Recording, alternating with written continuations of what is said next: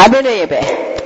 창세기 4장 4절과 6절과 히브리서 11장 4절의 말씀으로 여러분과 함께 나누겠습니다. 여러분 아시다시피 우리 김 목사님이 눈 수술을 하셔서 제가 계속해서 설교를 하게 되었습니다. 그래서 여러분 김 목사님의 눈의 완전한 치유와 회복을 위해서 계속해서 기도를 부탁드리겠습니다. 이때까지 로마서 강해를 8장까지 마쳤습니다. 근데 잠시 중단하고 새해 주신 말씀을 중심으로 여러분과 은혜를 나누고자 합니다. 여러분 2019년 우리 새삼교회 레졸루션 하나님의 말씀이 어딘지 기억하십니까? 무슨 말씀을 주셨는지? 데살로니가 후서 1장 11절입니다. 그 말씀을 따라서 하나님께서 우리를 부르심에 합당한 사람이 되게 하시기를 기도하고 또한 우리 자신을 기도로 무장하는 그런 축복의 한 해가 되기를 여러분 원합니다. 여러분 부르심에 합당한 사람에게 있어야 하는 중요한 것이 바로 예배자의 삶이라고 말씀을 드렸습니다. 그러니까 예배의 본이 되고 하나님께서 받으시는 예배는 그러면 어떻게 드려야 하는가 하는 질문이 항상 떠오릅니다. 그러면 올바른 예배, 하나님께서 받으시는 예배, 성경에서 말하고 있는 예배에 대하여 우리가 알아보면 우리는 어떤 자세로 예배를 드려야 하는가를 배울 수 있을 것입니다. 이것은 우리의 주제가 됩니다. 이거는 그리스도인으로서 아마 평생 가지고 가는 그런 주제일 것입니다. 우리가 하나님 앞에 어떻게 예배를 드려야 되느냐, 예배자의 삶을 사는 것이 어떤 것이냐. 이것에 대한 대표적인 예가 우리가 알듯이 창세기에 나오는 가인과 아벨이 있습니다. 그래서 오늘 우리 히브리서 11장 4절에 주신 말씀과 같이 믿음으로 아벨은 가인보다 더 나은 제사를 하나님께 드렸고 이로써 그는 의롭다는 인정을 받았습니다. 하나님께서 그의 예물에 대해 인정해 주셨습니다. 그는 죽었지만 믿음으로 여전히 말하고 있습니다. 라고 하고 있습니다. 우리는 여기서 두 사람이 어떤 교회에 들어가서 하나님께 예물을 드리는 두 사람의 그런 그림을 상상해 볼 수 있습니다. 그런데 이것을 보면서 우리는 예배를 드리는 장소나 자세나 그 자체만으로는 하나님을 기쁘시게 하기에는 충분하지 않다는 것을 우리가 알 수 있습니다. 가인과 아벨의 경우를 보면 이들은 같은 부모의 자식의 형제입니다. 그렇죠? 또 같은 집에서 살았을 것입니다. 그리고 같은 환경과 같은 가르침을 받고 자랐을 것임에도 불구하고 지금 성경에서는 이들이 근본적인 차이점을 가지고 있다는 것이 우리가 주목할 만한 사실이라는 것입니다. 그러면 이런 가인과 아벨 사이에 이런 근본적인 차이점이 무엇인가? 그거는 참된 것과 거짓된 것은 이 구약과 신약 전체를 통해서 흐르고 있는 성경의 맥일 것입니다. 그래서 가인과 아벨처럼 대조되는 것이 뭐가 있습니까? 이삭과 이스마엘, 또 야곱과 에서. 신약에 와서도 바울은 이런 얘기를 합니다. 이스라엘에게서 난 그들이 다 이스라엘이 아니다라고 말하고 있어요. 그래서 예수님께서도 세리와 바리새인을 비유로 참된 예배자와 거짓 예배자가 있음을 우리에게 알려주시고 계시다는 것입니다. 그러므로 우리가 단지 하나님의 집에 있다는 단순한 사실만으로는 하나님께서 기뻐하시는 예배라고 단정할 수 없다는 것입니다. 그러면 가인과 아벨의 예배의 차이점을 무엇인가를 우리가 봐야 되지 않겠습니까? 우리도 전부 다 아벨에게 속한 예배를 드려야 되지 않겠습니까? 그러면 이들의 예배의 차이점이 도대체 무엇인가라는 걸 힌트를 얻을 수 있는 말씀이 히브리서 말씀을 통해서 찾은 열쇠가 뭐냐? 믿음으로라는 것, by faith. 믿음으로라는 저 단어가 우리에게는 그 차이점을 구별하는 데 되는 중요한 키워드가 됩니다. 그러면 믿음으로라고 할 때 그 믿음의 내용이 무엇인가를 믿음으로 드렸는데 도대체 어떤 믿음으로 드렸는가 하는 것입니다. 여러분 성경은 아담과 하와가 에덴 동산에서 쫓겨날 때 하나님으로부터 어떤 가르침을 받았다라는 것에 대해서 자세히 언급하고 있지 않습니다. 또 가인과 아벨도 그의 부모로부터 어떤 가르침을 받았다는 내용에 대해서 언급되어 있지 않지만은 이들 두 형제가 자신의 부모로부터 어떤 가르침을 받았을 것이라는 것에 대해서는 의심할 여지가 없을 것 같습니다. 무엇인가 가르쳤을 거란 말이에요. 그런데 그럼 무엇을 가르쳤을까, 어떤 내용을 배웠을까 하는 것을 우리가 성경을 미루어 짐작해 보면, 오늘 성경의 본문의 내용의 결과를 유추해 보면 아벨은 그 가르침을 믿었고 그 가르침의 방법대로 하나님께 나아간 것 같습니다. 그러한 반면에 가인은 그렇게 하지 않았다는 거예요. 그래서 여기서 믿음으로 아벨은 이라고 말하는 의미는 자신이 가르침을 받은 대로 행동한 반면에 가인은 믿음이 아닌 자신의 생각대로 자신이 이해한 대로 행했다는 것을 우리가 짐작해 볼 수 있겠습니다. 그러면 그들이 가르침에 따라 한 일과 가르침을 따르지 하지 않은 일은 무엇인가? 가르침을 따른 일은 뭐였고, 그럼 가르침을 따르지 않은 내용은 무엇인가 하는 것을 유추해 볼 수 있습니다. 창세기는 가인과 아벨이 다른 제물 형태의 예배를 보여주면서 하나님께서 아벨과 그의 예물을 받으셨다라고 돼요. 그의 예물을 받으신 게 아니라, 여러분이 하나님 앞에 어떠한 예물을 드리든지, 여러분이 헌금을 드리든지, 여러분의 재능을 드리든지, 여러분의 기도를 드리든지, 그 예물만 받으시는 게 아니고 그 예물을 드리는 여러분 자신도 함께 받으신다. 아벨과 그의 예물을 받으셨고 라고 되어 있습니다. 근데 가인과 가인의 예물은 받지 않으셨다라고 말하고 있습니다. 이것에 대한 이해를 뒷받침할 수 있도록 우리가 계속 얘기하지만 히브리서 기자는 믿음으로 아벨은 이란 말씀을 통해서 두 사람이 예물을 드린 차이가 바로 믿음이라는 것을 우리가 추려낼 수가 있습니다. 그러면 그 믿음은 도대체 무슨, 믿음이 갖고 있는 내용이 뭔가라고 받을 때 아벨이 드린 제사가 믿음의 제사라는 것을 추정할 수가 있어요. 왜냐하면 하나님께서 받으셨기 때문에. 즉 하나님께서 받으신 아벨의 예배는 동물을 잡아 드렸던 예배였던 것입니다. 즉 동물을 잡아 제사를 드렸고 그 동물을 잡아 제사를 드려야 하는 것이 바로 가인과 아벨이 부모로부터 받은 가르침의 내용이었다라고 우리가 짐작해 볼 수 있는 것입니다. 그러므로 궁극적으로 가인과 아벨의 예배를 통하여 우리가 내릴 수 있는 결론은 하나님의 가르침에 순종했는가 불순종했는가라는 것입니다. 이것은 오늘날 우리에게도 적용이 되는 참된 원리입니다. 여러분, 성경의 모든 목적은 우리에게 하나님께 나아가는 방법과 예배하는 방법을 가르치고 있습니다.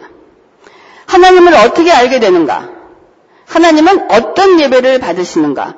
하나님이 기뻐하시는 것은 무엇인가에 대한 가르침이 성경에 들어있다는 것입니다. 그러므로 사람들이 하나님 눈에 기쁨이 되게 하는 첫 번째는 무엇이냐? 순종입니다. 순종하는 사람들은 여러분 자기 생각대로 하지 않습니다. 우리는 성경이 하나님의 말씀이라는 것과 우리 자신이 철저히 성경의 가르침에 복종해야 함을 알고 믿습니다. 우리 자신을 하나님 말씀에 순종케 하지 않으면 마치 가인이 선택한 것 같이 우리의 생각과 우리의 이해와 지식이 옳다고 판단하는 대로 따르게 된다는 것입니다. 마치 가인처럼, 그래, 나도 하나님을 예배하고 싶어. 나도 그분의 선하심을 인정하고 있어. 그래서 이렇게 나의 것을 드리는 것이야.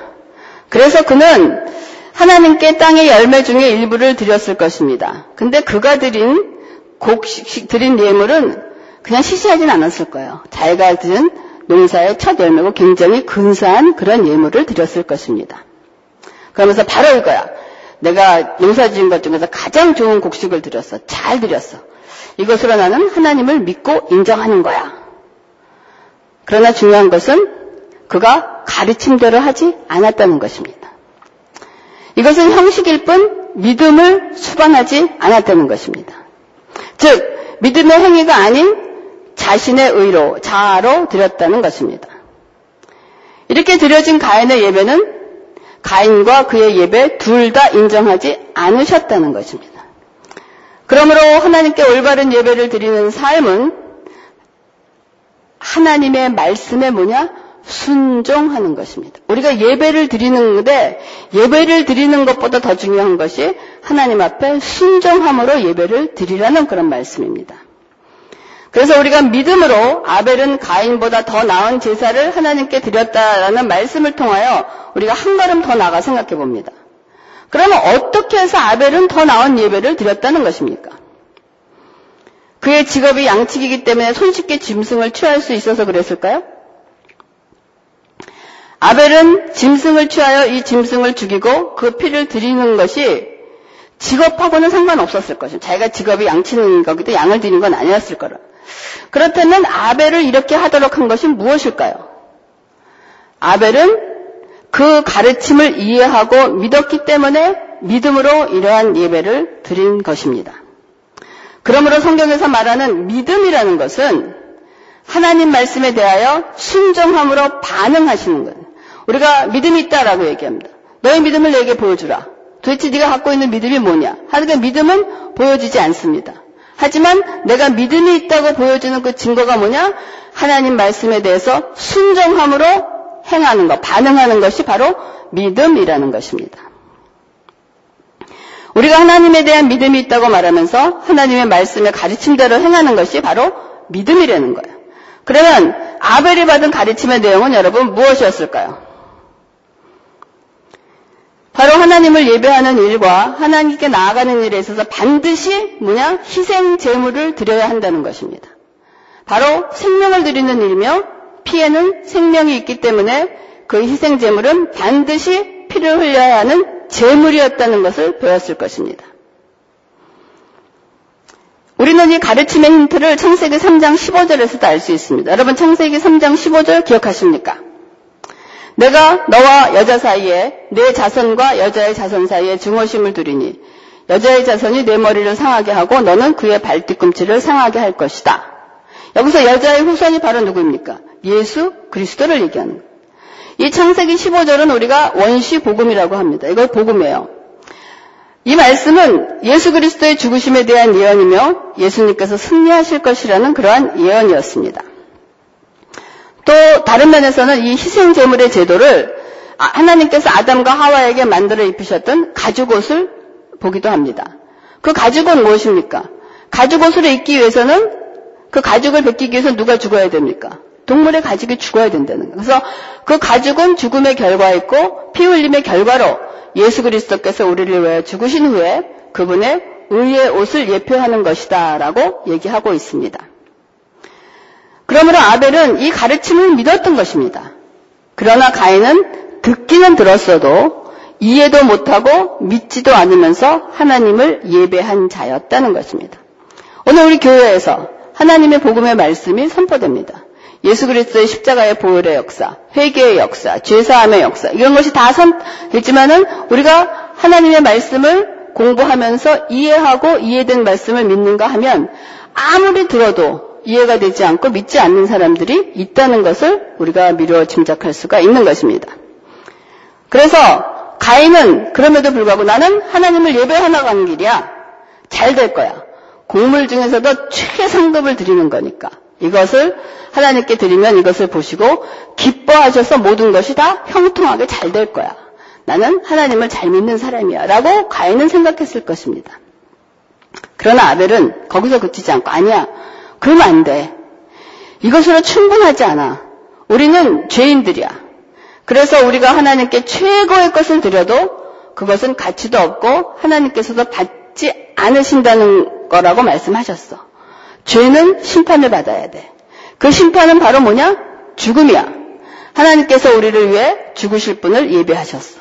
그래서 우리가 기억해야 할 것은 우리의 죄를 대속할 짐승을 잡아 그 피로 하나님께 예배를 드려야 해 하는 것이 아벨이 갖고 있었던 예배를 드렸던 가장 키포인트였던 것입니다. 이 말은 아벨은 하나님 앞에 자신이 죄인이라는 사실을 의식하고 자신을 전적으로 하나님의 자비에 의존해서 하나님 불쌍히 여기시옵소서 라고 세리와 같은 회개의 심령으로 예배를 드렸다는 것입니다. 여러분, 제가 여러분에게 묻겠습니다. 여러분이 교회 예배를 하러 올 때 어떠한 마음으로 교회로 오십니까? 그냥 매일 드리는 것이니까, 그냥 가는 거니까 라고 오십니까? 정말 교회 가는 때가 예배드리는 것이면 나는 여러분 죄인이다. 내가 세상에 살면서 날이 가면 날이 갈수록 나의 죄는 커질 수밖에 없습니다. 나의 죄가 커진다는 것은 내가 죄를 크게 짓는다는 것이 아니고 내가 죄인임을 점점 더 많이 깨달아간다는 것입니다. 우리의 죄는 깨달으면 깨달을수록 부족하지 않아요. 우리가 점점 죄인인 걸 깨닫는 것은 여러분 내가 죄를 더 짓는다는 것이 아니고 내가 얼마만큼 큰 죄인이라는 것을 날로 더 깨달아간다는 거예요. 그것을 깨달아갈 때 정말 하나님의 은혜가 크고 이 교회에 오고 하나님을 예배하는 그 목적과 그것을 우리가 알게 된다는 것입니다. 그래서 여러분 하나님을 예배하러 나가는 것에는 우리 자신이 더러운 죄인으로서 자신의 철저한 죄악됨과 정죄함 받은 것을 알고 오직 그리스도 예수 그분이 우리와 우리 죄 때문에 갈보리 언덕의 십자가에서 생명을 버리신 우리 주 예수 그리스도만을 바라보고 나가는 것입니다. 우리가 히브리서 9장 23절에 피 흘림이 없은즉 죄사함이 없다라고 얘기하고 있습니다. 우리가 하나님 임재 안에 들어가는 것은 오직 예수의 피를 힘입어 나가는 길뿐입니다. 이것이 아벨이 드렸던 예배였던 것입니다. 오늘 우리가 찬양도 하지 않았습니까? 예수의 피를 힘입어 아버지께 나가. 우리는 아버지께 나올 수 있는 오직 유일한 길은 예수 그리스도의 십자가에 흘리신 그 보혈의 그 길밖에 없다는 것입니다. 또 이러한 가인과 아벨의 예배에서 볼 수 있는 반응들이 또 있습니다. 가인은 의심할 여지 없이 자신이 아주 잘하고 있다고 생각했을 것입니다. 마치 바리새인처럼 바리새인의 기도가 여러분 기억나십니까? 바리새인은 서서 따로 기도하여 이르되 하나님이여 나는 다른 사람들 곧 토색 흠친다는 거예요. 불이 간음하는 자들과 같지 아니하고 저 세리와도 같지 아니함을 감사합니다. 나는 일에 그러니까 7일 동안에 2번씩 금식하고 또 소득의 11조도 드렸습니다. 라고 기도했어요. 여러분 이 기도의 내용을 들으시면 어떻습니까? 문제를 지닌 사람 같아요? 이 사람은 무엇이든지 다 잘하고 자신이 하는 일이 참 대견하고 자기 만족으로 가득 찬 모습을 보지 않습니까? 이 사람의 하는 행동은 10점 만점에 10점이에요. 뭐 더 이상 할 것이 없습니까? 근데 예수님께서 이거를 들으시고 예수님께서 주신 점수는 뭡니까? 탈락이에요. 10점 만점에 10점이 아니라는 거예요. 그래서 성령은 친히 우리의 영과 더불어 우리가 하나님의 자녀임을 증거한다는 로마서 8장 18절의 말씀처럼 우리는 우리 자신이 여러분이 예배를 드릴 때마다 여러분이 기도를 할 때마다 여러분이 말씀을 묵상할 때마다 여러분이 평생을 살아가면 잠잘 때나 모든 순간순간마다 여러분 자신이 하나님께 받아들여졌다는 증거를 가지고 있어요. 그것이 무슨 말이에요? 나는 하나님의 자녀다. 하나님이 내 아버지다라는 그런 확신이 있는 거야. 나는 하나님의 자녀라는 그런 증거를 가지고 있어야 되는 거야. 그러므로 우리는 우리의 예배 행위에 증거를 두는 것이 아니라 예배를 드리는 믿음에서 우리가 하나님의 자녀라는 증거를 반드시 가져야 된다는 것입니다. 근데 이런 행위에 만족하고 드렸던 가인의 예배에서 드디어 그 실체의 밑바닥이 드러났습니다. 이건 언젠간 드러나게 돼 있어요. 창세기 4장 5절과 6절 우리가 읽었던 거기에서 예배를 다 드리고 났어요. 제물을 다 드렸어요.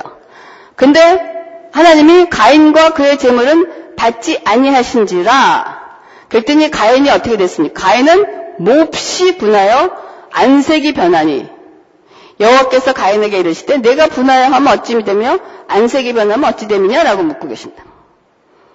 여러분 가인의 안색이 변했다는 것은 온통 분노로 가득했다는 것입니다. 여러분 분노가 되면 어떻게 되면 막 얼굴이 빨개지고 이거 나오잖아 그 애니메이션처럼 가득했다는 거야. 만약 여러분들이 가인이라면 가인이 왜 이렇게 하나님에 대해서 화가 나는 이유를 한번 생각해 보셨어요? 여러분이 가인이라면 왜 그렇게 화가 났을까요? 저는 내가 가인이라면 나는 왜 이렇게 화가 났을까라고 생각했을 때 저는 거절감에 대한 분노라고 생각합니다. 아니 감히 내가 이렇게 힘을 다해서, 내가 이렇게 최선을 다해서 나의 가장 좋은 것으로 하나님께 드렸는데 이것을 거절하시다니 하나님 도대체 뭐가 못마땅하신 것입니까? 라는 것 때문에 분노가 나지 않았을까라고 생각을 합니다. 근데 이 분노가 옳은 것일까요?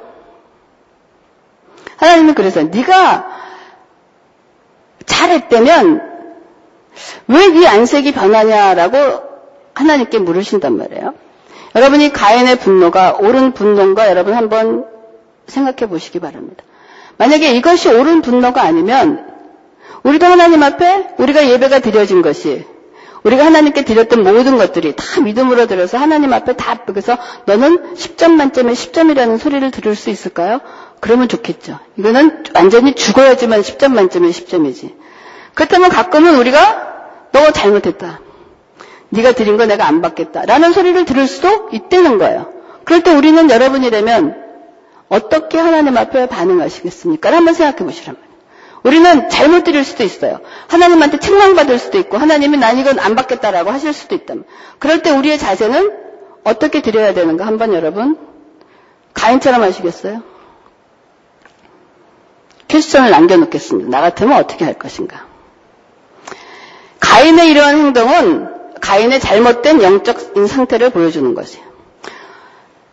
가인 자신의 생각으로는 하나님께 최고의 예배를 드렸지만 자신이 예배를 드리는 대상이신 하나님을 전혀 몰랐던 것입니다. 가인은 언제나 자기중심적으로 생각하고 자아도취에 빠진 행위로 하나님을 예배했던 것입니다. 가인은 자신의 행위를 기뻐했던 것이지 하나님을 기쁘시게 하는 일을 했던 것이 아니었다는 거예요. 이런 예는 구약에서뿐만 있는 게 아니라 신약에서도 잘 언급되어 있습니다. 여러분 그 대표적인 것이 마태복음 7장 22절에서 23절이에요. 그날에 많은 사람이 나더러 주여 주여 우리가 주의 이름으로 선지자 노릇하고 주의 이름으로 귀신 쫓아내고 주의 이름으로 많은 권능을 행하지 않았습니까? 하리니 그때 내가 그들을 밝혀 말하되 내가 너희를 도무지 알지 못하니 불법을 행하는 자들아 내게서 떠나가라. 이거는 하나님이 가인에게 하신 말씀하고 똑같은 거예요. 여러분이 이런 일을 했을 때 우리가 살면서 이런 일을 할 수 있습니다. 하나님께 이렇게 야단 맞을 수 있어요. 그럴 때 우리의 자세가 어떻게 돼야 되겠느냐. 예를 들어서 가룟 유다가 잘못했어요. 그렇죠? 가룟 유다가 잘못했을 때 가룟 유다가 한 일이 무엇입니까? 우리는 하나님 앞에 잘못할 수 있고 죄인이고 언제든지 그럴 때 우리가 하나님을 순종하고 하나님을 우리에게 믿는다면 우리의 자세는 아버지 제가 뭘 잘못했는지 알려주세요. 아버지 나는 하느라고 했는데 도대체 이것이 내가 잘못된 거면 저의 믿음을 고쳐주시고 제 생각을 바꿔주시고 아버지 이렇게 실수를 했으니 아버지 용서해 주세요. 이것이 하나님 앞에서 원하시는 것입니다. 하나님은 우리가 10점 만점에 10점 퍼펙트를 원하시지 않습니다. 우리가 잘못했을 때 하나님 이거 하나님이 잘못했다 그러면 이게 잘못이군요. 내가 하나님 이거 잘못인지 몰랐어요. 아버지 이거 무엇인 잘못인지 좀 알려주세요. 라고 하는 것이 우리들의 자세가 아닐까라고 생각합니다. 근데 유다는 잘못했음에도 불구하고 잘못했으면 잘못하고 회개하고 돌아서면 될 텐데 내가 잘못한 거 내가 책임지겠어. 라고 죽어버린 거예요. 그래서 유다가 자살을 했다는 것에 여러분 표현을 주고 그를 정죄하기보다는 유다의 행동이 하나님 앞에 회개하고 자신에게 돌이키지 않았다는 것이 저는 더 큰 죄라고 생각을 합니다. 왜냐하면 모든 문제를 자기 자신이 책임지겠다 하는 것이었기 때문입니다. 그래서 여러분 신구약 성경을 통해서 흐르는 무서운 교훈은 하나님에 대하여 알지 못한 사람들의 결말이 어떤 것인가를 보여준다는 것입니다. 그러므로 우리는 항상 주를 기쁘시게 하는 것이 무엇인지 분별하라고 에베소서 기자는 얘기하고 있습니다. 내가 얘기하는 것이 하나님이 기뻐하시는 일일까? 하나님이 싫어하시는 일일까? 항상 분별하라는 것입니다. 반면에 하나님께서 참된 예배자들에게는 자신의 즐거움을 나타내십니다. 오늘 히브리서 11장 4절에 후반에 보면 의로운 자라 하시니 증거를 얻었다라고 얘기해요. 하나님이 그 예물에 대하여 증언하심이라라고 말씀을 하고 있습니다. 아벨은 믿음으로 드린 제사를 통해서 의로운 자라는 증거를 받았습니다. 그 증거로 예물에 대하여 증거하셨는데, 여러분 성경에서 예물이 받아질 때 나타나는 현상은 뭐가 있습니까? 구약에서 하늘로부터 막 불이 내려와서 그 드린 제물을 태울 때 하나님께서 받으셨구나라는 그런 걸 하지 않습니까? 그러면 우리는 어떻게 우리가 하나님께 받아들여진 예배자인 걸 알 수가 있습니까? 우리가 하나님 앞에 예배했는데 우리가 드린 예배가 참된 것이라면 하나님께서 우리로 하여금 그 사실을 알도록, 내가 하나님 앞에 참 예배를 드렸구나, 알도록 하신다는 거예요. 증거를 주신다는 것은. 이게 성경 전체에 흐르는 원리입니다. 그러면 여러분 하늘에서 내려서 불이 내려옵니까? 오늘 예배를 드렸더니 불이 확 내려와갖고 내가 네 예배를 받았다. 그럼 어디에서 우리가 하나님의 여러분이 예배를 드렸는데 하나님께 참 예배에 내가 증거를 받고 내가 정말 하나님께 예배를 드린 것이 정말 기뻐 받으신 예배인가를 알 수 있냐는 거야.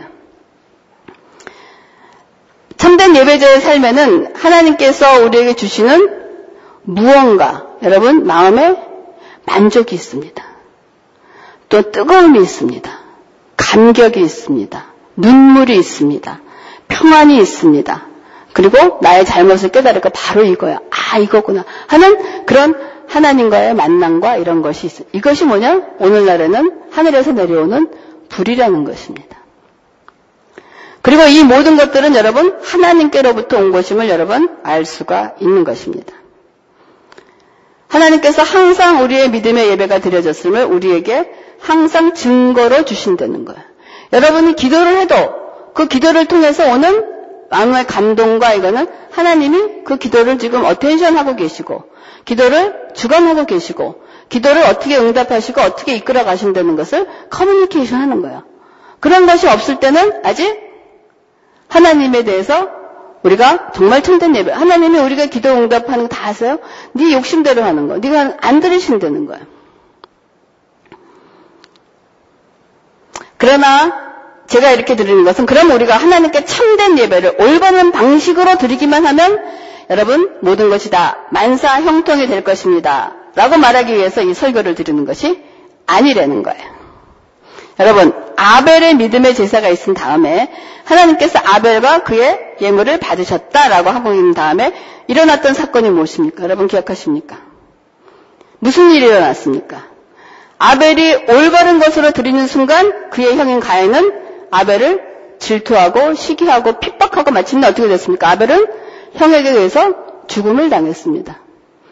도대체 이거 뭡니까? 하나님께 올바른 예배를 드렸는데 하나님께 받으시는 예배를 드렸는데 결국은 형에게 죽음을 당하는 일이 우리 그리스도인들의 어떻게 보면 이 땅에서 살아가는 방법을 얘기하고 있는 거죠. 여러분 우리가 올바른 믿음으로 예배를 드렸던 믿음의 전당이 히브리서 11장에 나오는 우리 믿음의 조상들은 거기에 다 많은 어려움을 겪고 있다는 것을 얘기하고 있습니다. 실패를 겪고 있다는 것을 얘기하고 있습니다. 핍박을 받고 있다는 것을 얘기합니다. 어떤 사람은 순교를 당한 것까지 하고 있다는. 하지만 궁극적으로는 뭐냐? 이들은 결국 승리했다라는 것을 우리에게 얘기해주고 있는 것입니다. 여러분 이들이 많은 믿음의 선조들이 많은 어려움과 시련과 그런 것을 겪고 있지만은 그들이 결국 승리할 수 있었던 요인은 무엇이었겠습니까? 그들에게 무엇이 있었습니까? 믿음인데 어떤 믿음이냐?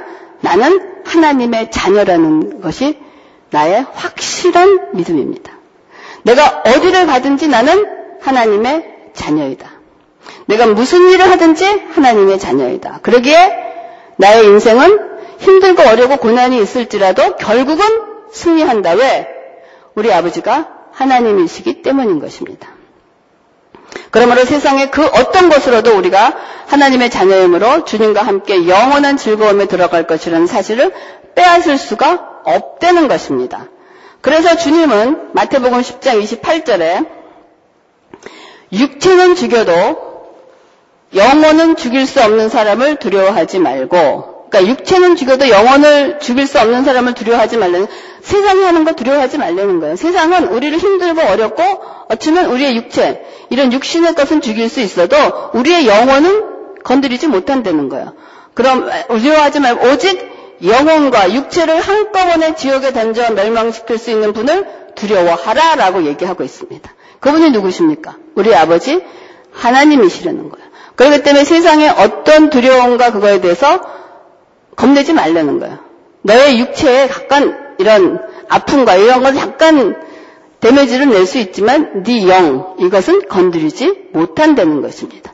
그렇기 때문에 세상을 두려워하고 세상을 주관할 것이 아니고 모든 우리의 영과 혼과 육을 지옥에다 던져버릴 수 있는 그 하나님을 너희들은 두려워하라라고 얘기하고 있습니다. 여러분, 우리가 순례자입니다.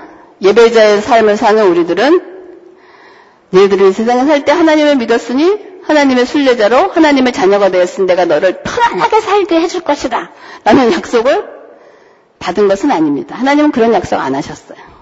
그러나 우리가 아벨이 한 것처럼 하나님께 나아간다면 하나님께서는 우리를 참으로 기뻐하신다고 약속하셨습니다.